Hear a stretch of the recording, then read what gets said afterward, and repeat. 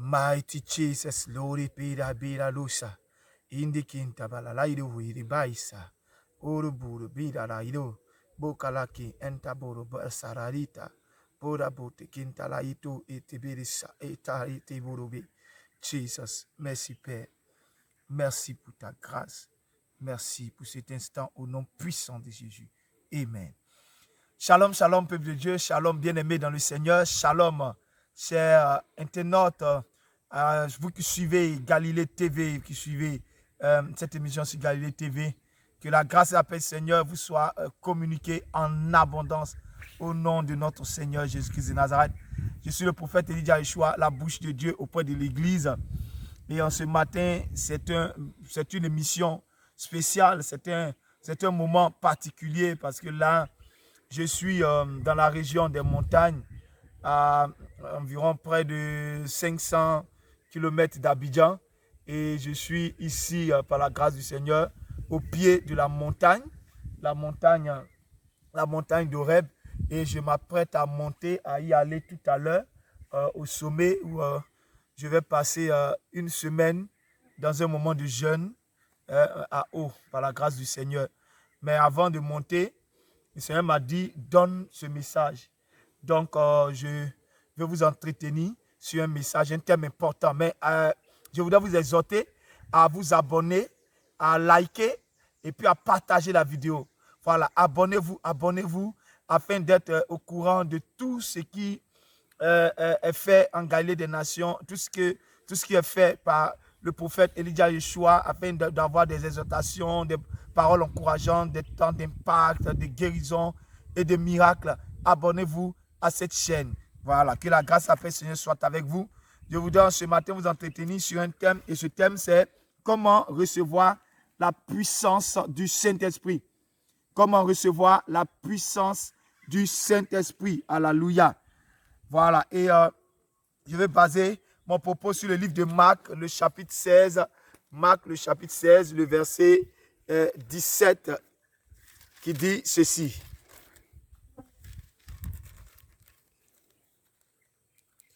Voilà, Marc, le chapitre 16, le verset 17, qui dit « Voici les miracles qui accompagneront ceux qui auront cru en mon nom. Ils chasseront les démons, ils parleront de nouvelles langues. » On va aller au verset 18. Ils saisiront des serpents. S'ils boivent quelques breuvages mortels, il ne leur fera point de mal. Ils imposeront les mains aux malades et les malades seront guéris. Alléluia. Donc, bien-aimés, voici, avant que le Seigneur ne monte au ciel, avant que notre Seigneur, notre Dieu, Jésus-Christ, n'aille au ciel, il a réuni ses disciples autour d'eux et il leur a laissé ses consignes. Il leur a donné cette parole. Alléluia. Et il dit, voici les miracles qui accompagneront ceux qui auront cru. Ce n'est pas une promesse que Dieu a faite. Non, non, c'est une évidence, c'est une affirmation. Ce n'est pas une promesse. Dieu n'a pas dit, il te promet qu'il y a des miracles dans ton ministère, dans ta vie, dans ta carrière. C'est parce que Dieu a dit. Dieu dit que quand tu auras cru, voici les signes qui montreront que réellement tu auras cru. Et il a dit que en mon nom, ils chasseront les démons. En mon nom, ils parleront de nouvelles langues. S'ils boivent des breuvages mortels, cela ne leur fera aucun mal. Ils imposeront les mains malades et les malades seront guéris. Alléluia. Vous voyez, dans ce passage, reflète la pensée parfaite du Seigneur. La pensée merveilleuse du Seigneur en ce qui concerne le croyant, en ce qui concerne le racheté. Mais aujourd'hui, nous voyons que ce que le Seigneur a dit dans ce passage ne se reflète pas dans la vie des croyants. Beaucoup de chrétiens ne font pas de miracles. Beaucoup de chrétiens ne chassent pas des démons. Beaucoup de chrétiens ne parlent pas en langue. Beaucoup de chrétiens, même s'ils parlent en langue, c'est vide, c'est sans puissance. Beaucoup de chrétiens ne peuvent pas saisir des serpents pour en faire ce qu'ils veulent. Beaucoup de croyants ne peuvent pas boire des breuvages mortels. On a entendu souvent des pasteurs, des frères, des bien-aimés dans le Seigneur qui ont été assassinés, qui sont morts, empoisonnés par des breuvages mortels, des breuvages envoûtés. Mais toutes ces choses ne devaient pas se passer. Toutes ces choses ne devaient pas arriver à l'église. Jésus dit, voici les miracles qui accompagneront ceux qui auront cru. Donc, Marc 16, le verset 17 à 18, est une évidence pour celui-là qui a réellement cru, pour celui-là qui marche réellement avec le Seigneur. Mais pourquoi cela ne se fait pas dans la vie des chrétiens? Pourquoi il n'y a pas de miracle? Pourquoi les ministères ne sont pas puissants? Pourquoi les hommes de Dieu n'opèrent pas dans des dimensions extraordinaires de l'aigle et du lion? Alléluia. Et c'est de cela que nous sommes en train de parler maintenant. Vous voyez, nous allons prendre nos Bibles dans le livre des Actes, le chapitre 1, le verset 8. Et qu'est-ce que le Seigneur dit en Actes, le chapitre 1, le verset 8? Il dit ici quelque chose de très important.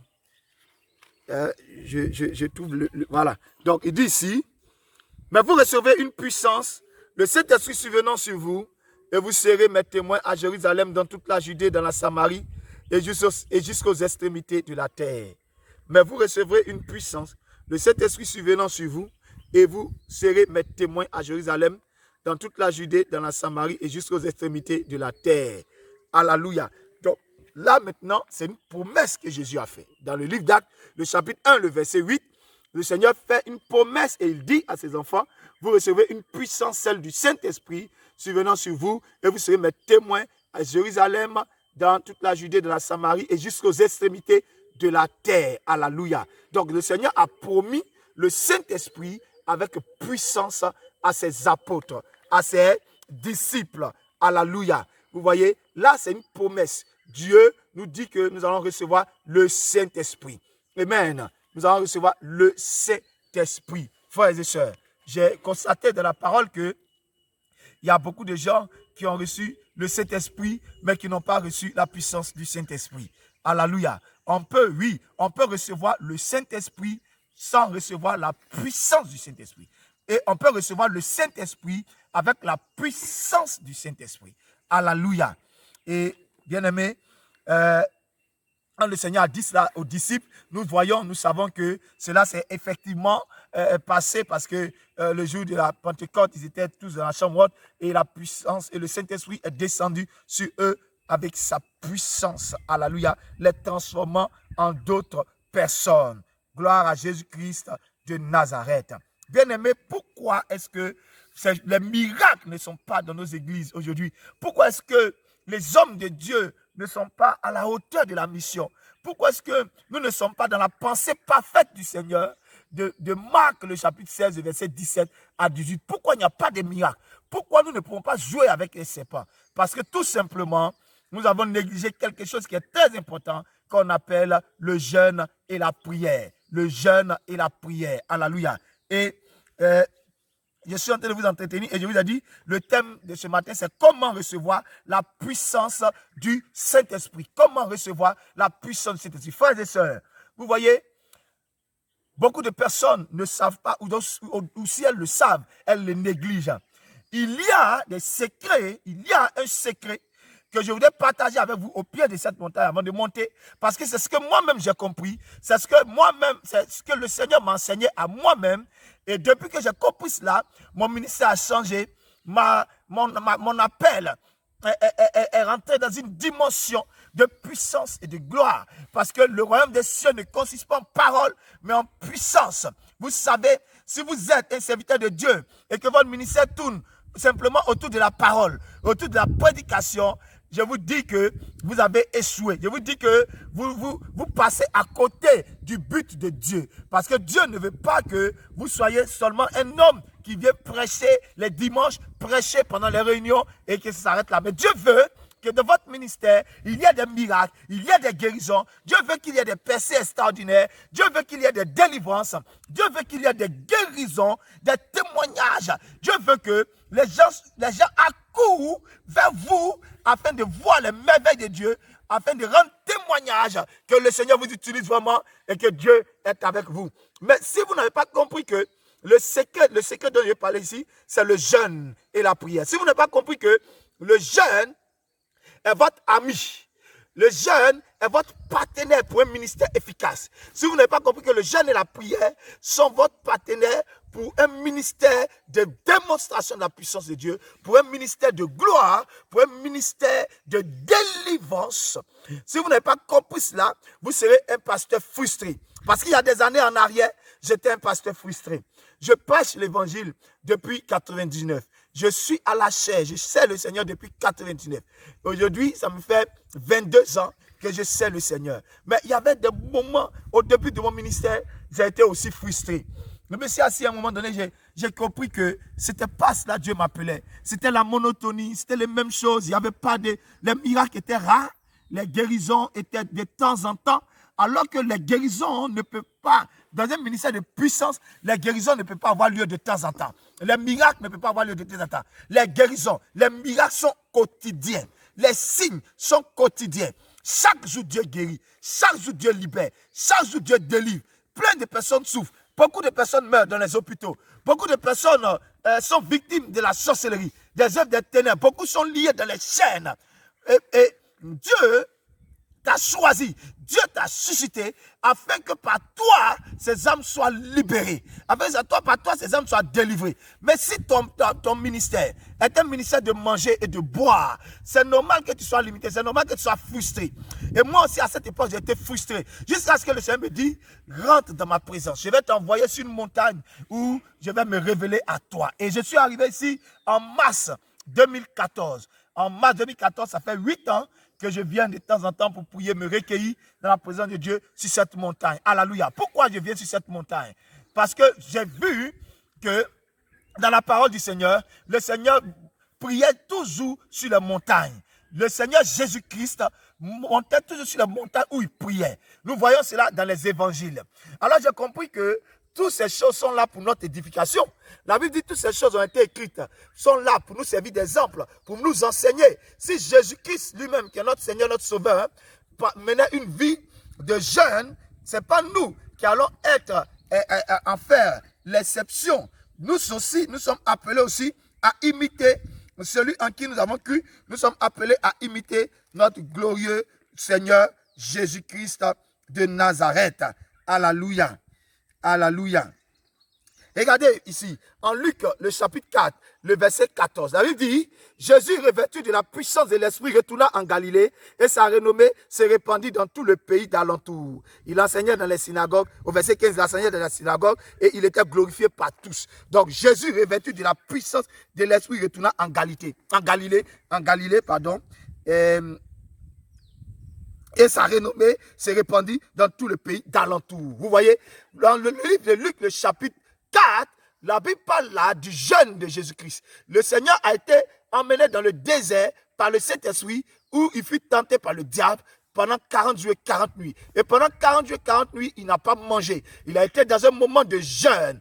Mais quand le Seigneur est quitté là-bas, la Bible dit en Luc, le chapitre 4, le verset 14, nous venons de lire, que sa renommée s'est répandue dans tout le pays et dans les pays d'alentour. Partout, les gens parlaient de lui. Parce qu'il y avait des choses. Parce qu'il avait été revêtu de la puissance du Saint-Esprit. Vous ne pouvez être revêtu de la puissance du Saint-Esprit que par le jeûne et la prière. Si dans votre vie, dans votre ministère, dans votre carrière, vous ne pratiquez pas le jeûne et la prière, laissez-moi vous dire que vous allez être une personne frustrée. Vous allez être un chrétien frustré. Vous allez être quelqu'un qui ne verra pas des choses, les promesses de Dieu s'accomplir dans sa vie. Et vous allez en avoir l'amertume dans le cœur, parce que vous saurez, le Saint-Esprit qui vous appelez va vous faire comprendre que ce n'est pas à ça réellement qu'il vous a appelé, parce que votre ministère doit être plus grand que ce qui en est aujourd'hui. Alléluia. Bien-aimés frères et sœurs dans le Seigneur, vous voyez, Jésus-Christ lui-même qui était Dieu, pour être revêtu de la puissance de cet esprit, il a dû aller dans le désert, dans les montagnes, pendant 40 jours, 40 nuits, en train de prier, en train de jeûner. Donc, toi aussi, tu es appelé, je t'exhorte ce matin, à le faire, à faire comme moi, à te retirer. Vous voyez, je suis ici en pleine brousse, je suis seul, je suis loin de mon épouse, loin de mes enfants, en pleine brousse, et je vais prier. Frère, il y a des moustiques, il y a des mousserons, il y a des serpents, il y a toutes sortes de reptiles, il y a des scorpions. partout. On en a tué même plusieurs ici. Mais Dieu m'a toujours gardé. Le Seigneur est avec moi. Je deviens, à ce moment-là, je deviens aussi sauvage que les animaux sont sauvages. Pourquoi? Parce que je suis là pour avoir un miracle. Je suis là pour avoir une guérison. Pour avoir le don de miracle. Je suis là pour voir le don de guérison exceller, se manifester dans la vie des enfants de Dieu parce que c'est ce à quoi Dieu m'a appelé. Alléluia. Donc, Jésus-Christ a été revêtu de la puissance d'en haut après avoir jeûné 40 jours. Frères et sœurs, dans le Seigneur, Dieu n'a pas écrit cela en vain, mais c'est pour toi qu'il a écrit cela. Alléluia, alléluia, alléluia. Lorsque nous lisons en Matthieu, le chapitre 17, le verset 14 à 21. Matthieu, le chapitre 17, le verset 14 à 21. La Bible dit ici que, bon, on va, pour ne pas que la vidéo soit longue, c'est tout le passage qu'on va lire, mais je vais prendre le verset 20 au verset 21. Il dit ici, c'est à cause de votre incrédulité, leur dit Jésus. Je vous le dis en vérité, si vous aviez de la foi, comme un grain de sénévé, vous direz à cette montagne, transporte-toi d'ici là, et elle se transporterait. Rien ne vous serait impossible. Mais cette sorte de démon ne sort que par la prière et par le jeûne. Vous voyez, les disciples même, malgré qu'ils ont été malgré qu'ils ont été impactés par le Seigneur, il y a une situation devant laquelle ils se sont trouvés. Les 9 disciples de Jésus-Christ étaient au pied de la montagne parce que Jésus était monté avec 3 pour prier. Et la Bible dit que quand le matin, toute la nuit, il a prié, le matin, il est venu. Il y avait un monsieur qui est venu se jeter à ses pieds pour le supplier de guérir son enfant qui était épileptique, qui était lunatique. Alléluia. Et il a dit, j'ai supplié tes disciples, mais ils n'ont pas pu le chasser. Ils n'ont pas pu résoudre le problème. Et quand Jésus est venu, Jésus a fait des reproches à ses disciples. Il a dit, race d'incrédules, jusqu'à quand serai-je avec vous? Et il a appelé, il a dit encore, envoie l'enfant et il a guéri l'enfant. Il a chassé le démon de l'enfant. Alléluia. Après, quand ils se sont retrouvés seuls, les disciples ont posé la question au Seigneur de savoir, mais pourquoi nous n'avons pas pu chasser ce démon? Et Jésus leur a dit, parce que cette sorte de démon ne part que par le jeûne et la prière. Cette sorte de démon ne part que par le jeûne et la prière. Qu'est-ce que le Seigneur voulait dire? Beaucoup de personnes ont mal interprété ce passage. Et ils mettent les gens en jeûne. Ils mettent les malades en jeûne. Ils mettent les personnes qui ont besoin de délivrance en jeûne. Mais Jésus n'a pas dit, mettre en face de moi. Jésus n'a pas dit aux gens que Jésus n'a pas dit à ses disciples, à ses apôtres, de mettre des gens sous jeûne. Aujourd'hui, on voit dans les ministères, dans les camps, lorsque quelqu'un est malade, lorsque quelqu'un a un problème de démon, on met la personne sous jeûne. Parfois, on enchaîne la personne. Frère, c'est mon opinion. Chaque homme de Dieu travaille comme il veut. Mais moi, personnellement, je suis contre cette méthode de travail. Parce que Dieu, quand le Seigneur dit à ses disciples, si cette sorte de démon ne part que par le jeûne et la prière, il voulait exhorter ses fidèles. Il voulait exhorter ses disciples à pratiquer une vie de jeûne. Parce que vous ne pouvez pas maintenir la puissance. Vous ne pouvez pas vous faire respecter dans votre entourage. Respecter dans ce monde si vous ne menez pas une vie de jeûne et de prière. Celui qui ne jeûne pas, celui qui ne prie pas sera médiocre dans le ministère. Celui qui ne jeûne pas, celui qui ne prie pas sera dans l'anonymat dans le ministère. On ne parlera pas de toi. Tu n'es pas venu pour suivre les gens. Tu n'es pas venu pour accompagner les autres. Tu es venu pour marquer ton temps. Tu es venu pour marquer ta génération. Tu es venu pour impacter, frère. Arrête d'avoir ce ministère de 100 personnes, de 500 personnes, et puis de t'asseoir, puis d'être content de dire non, je suis arrivé, frère. Dans les pays anglophones, les gens, quand ils ont 1000 fidèles, ils cassent le temple pour atteindre pour se donner un nouveau challenge, pour atteindre 10 000 fidèles. Et quand ils ont 10 000 membres, ils cassent encore, ils achètent encore des terrains pour atteindre 100 000 membres. Et c'est comme ça, 1 million de membres. Et c'est pour cela que là-bas, il y a vraiment le réveil. Il y a des grandes églises là-bas. Mais dans le monde francophone, dès qu'on a 100 fidèles, on a 200 membres dans nos ministères, on pense qu'on est arrivé. Dieu t'a pas appelé pour 200 membres. C'est des foules, c'est des milliers de personnes que Dieu t'a appelé à sauver, à guérir, à délivrer, à restaurer. Alléluia. Frères et sœurs, Jésus-Christ appelle le reproche à ses disciples. Cette sorte de démon ne part que par le jeûne et la prière. Il voulait dire à ses disciples que c'était à eux de jeûner et de prier. Car souvenez-vous que dans les évangiles, les pharisiens étaient venus voir Jésus et ils ont dit à Jésus que mais Nous, on jeûne. Les disciples de Jean-Baptiste, là, ils jeûnent. Mais toi, tes disciples, ils ne jeûnent jamais. Et Jésus a dit quoi? Jésus a dit, est-ce que quand l'époux est là, on peut jeûner? Les amis de l'époux peuvent jeûner? Non. Mais le temps vient, l'heure vient. Quand l'époux là sera enlevé, alors ils jeûneront. Donc Jésus n'a pas nié le fait que les gens disent que ses disciples ne jeûnent pas. C'était une évidence. Les pierres, les gens ne jeûnaient pas. Durant tout le temps où ils ont marché à Jésus, ils ne jeûnaient pas. Ils ont commencé à jeûner quand Jésus-Christ est mort. Quand Jésus-Christ est mort et qu'il est ressuscité et qu'il est monté au ciel, c'est à partir de là, dans la chambre haute, les disciples ont commencé à pratiquer une vie de jeûne et de prière.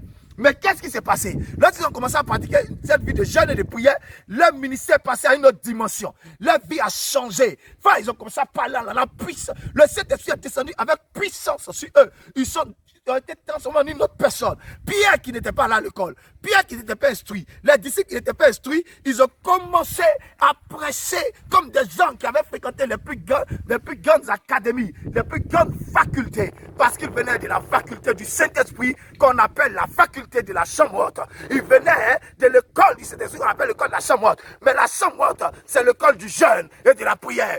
Les disciples étaient dans le jeûne et dans la prière. Les disciples étaient tout le temps devant Dieu. Les disciples étaient tout le temps devant la présence de Dieu, dans la présence de Dieu, en train de prier, jeûner, chanter des cantiques à genoux jusqu'au jour de la Pentecôte. Le Saint-Esprit est descendu sur eux. Donc, tu dois jeûner. Tu dois jeûner. C'est cet exemple-là que je te donne. C'est ce que je vais faire. Tu dois jeûner, frère. Il y a des moments donnés où tu dois laisser le ministère, où tu dois laisser tout le monde, où tu dois laisser ton lit, où tu dois laisser tes enfants, où tu dois laisser ton confort pour aller sur la montagne à la rencontre du Seigneur. Parce que Dieu veut te parler. Dieu veut t'impacter, frère. Dieu veut t'impacter, mon ami. Regardez, une voiture, elle roule, elle a du carburant.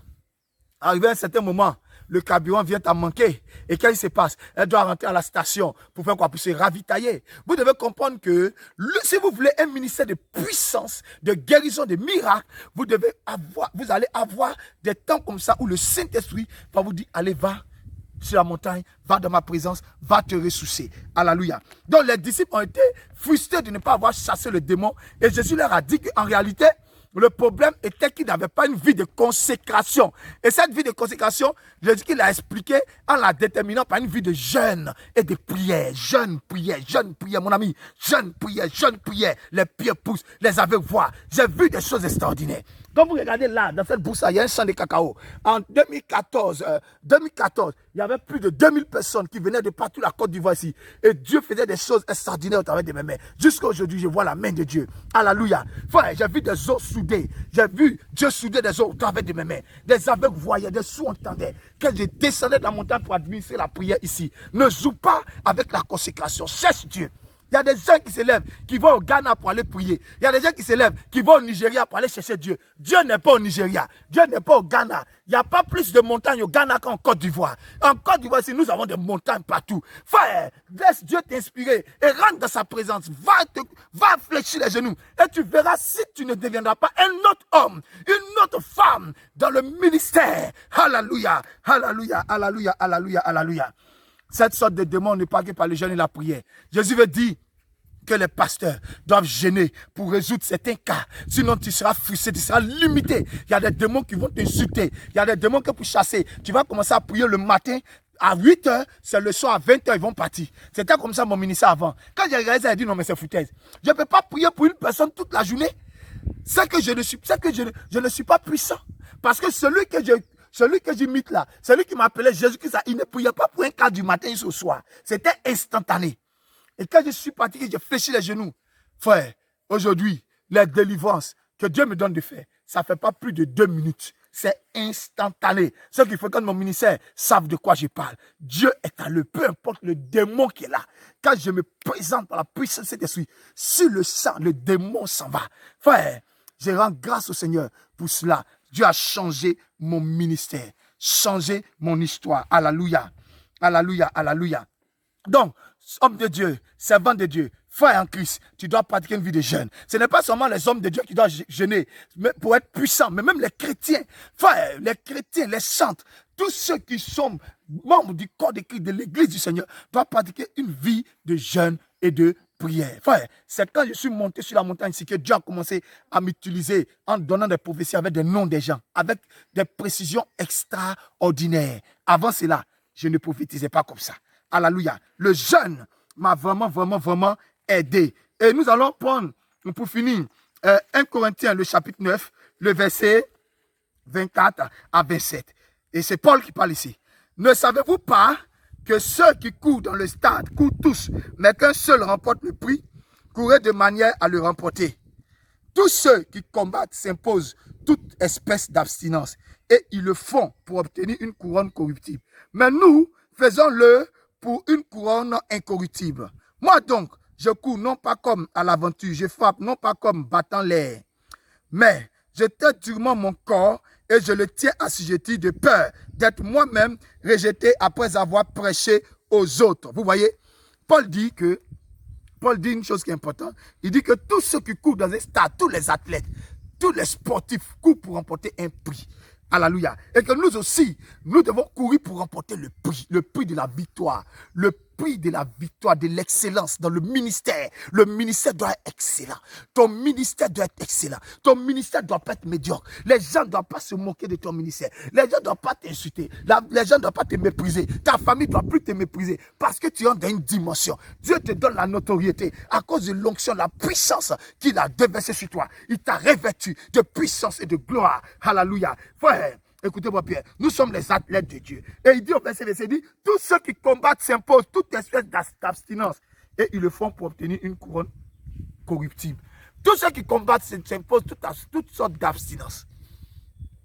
Vous voyez les sportifs de haut niveau, il y a des heures où ils doivent dormir pour se réveiller en pleine forme. Il y a des nourritures qu'ils ne mangent pas. Bien qu'ils sont riches, bien qu'ils sont payés à des milliards, mais il y a des nourritures qu'ils ne mangent pas. Il y a des plaisirs qu'ils ont envie d'avoir. Ils ont envie aussi de partir souvent manger du poulet braisé, de faire ceci. Mais souvent, il y a des régimes, on leur impose, qui qu'en temps normal, ils ne peuvent pas accepter. Mais ils sont obligés d'accepter parce que s'ils veulent qu'on parle d'eux, s'ils veulent avoir le ballon d'or, s'ils veulent être efficaces, s'ils veulent marquer des buts, à chaque match, à chaque rencontre, ils se doivent obligatoirement de ne pas manger n'importe comment, à n'importe quelle heure, n'importe quel jour, n'importe quoi. Alléluia. Frères et sœurs, écoutez-moi bien. Et moi aussi, quand je suis monté sur la montagne, il y a des choses dont Dieu m'a dit de m'abstenir. Et j'ai fait des mois sans manger certains aliments dont je ne vais pas parler ici. Mais j'ai vu la main de Dieu sur ma vie d'une façon excellente. Alléluia.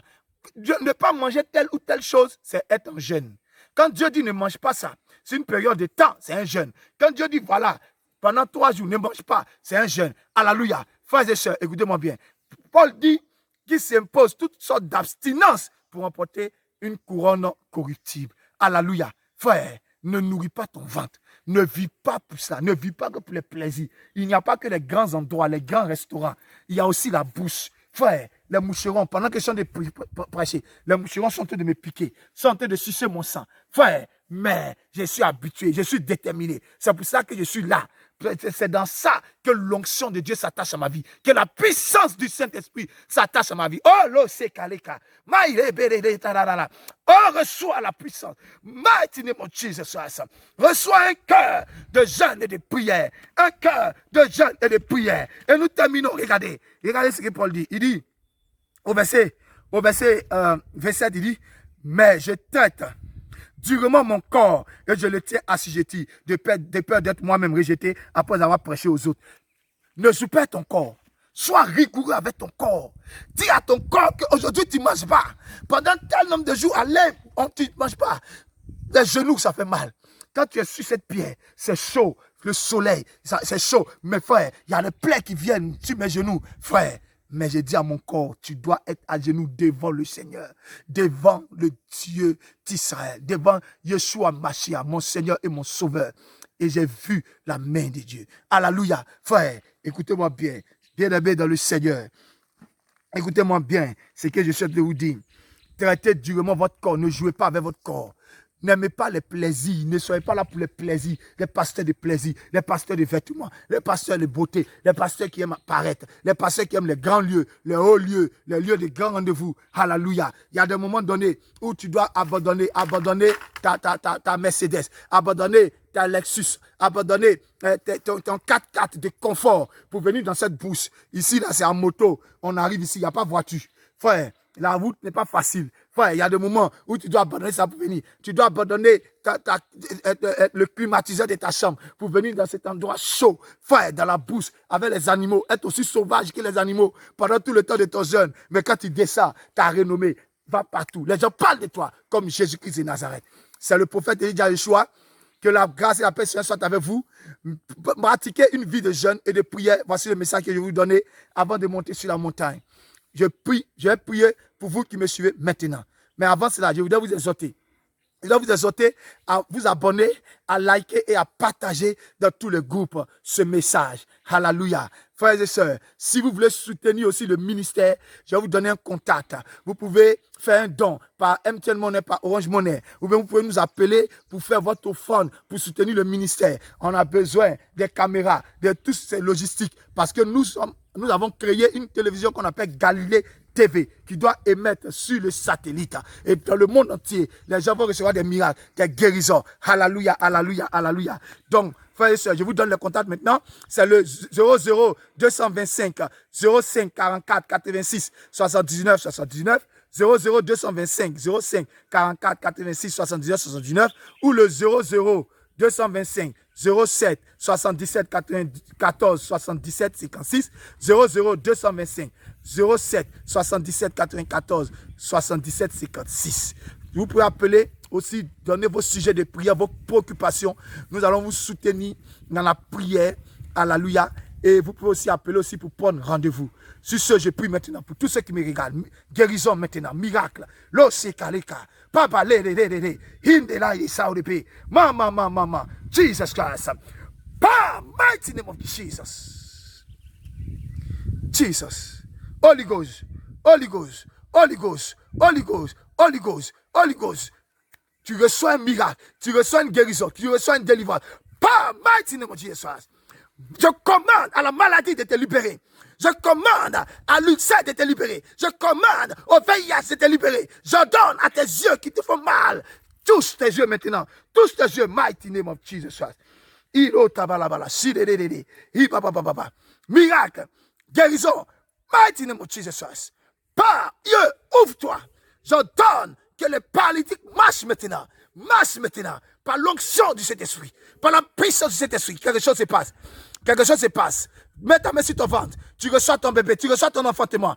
Power. Mighty name of Jesus. Powerful. Power. Power. Power. Au nom de Jésus. Au travers de ces médias, je démontre la puissance de Saint-Esprit. Il y a un témoignage glorieux. Il y a des témoignages glorieux qui seront mis en commentaire de cette vidéo. Parce que Jésus agit. Parce que Jésus agit maintenant. Tes affaires qui étaient bloquées. Ta situation était bloquée. Ta situation de travail. Mighty name of Jesus.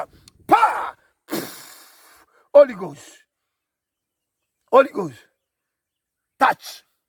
Touch. Touch. Touch it. Touch it. Mighty name of Jesus. Mighty name of Jesus. Merci Père.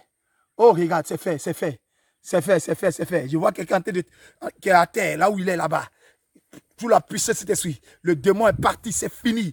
Liberté. Dis avec moi, merci Seigneur pour ma guérison. Dis avec moi, merci Père pour ma délivrance. Merci Seigneur pour mon miracle. Merci Seigneur pour ma restauration.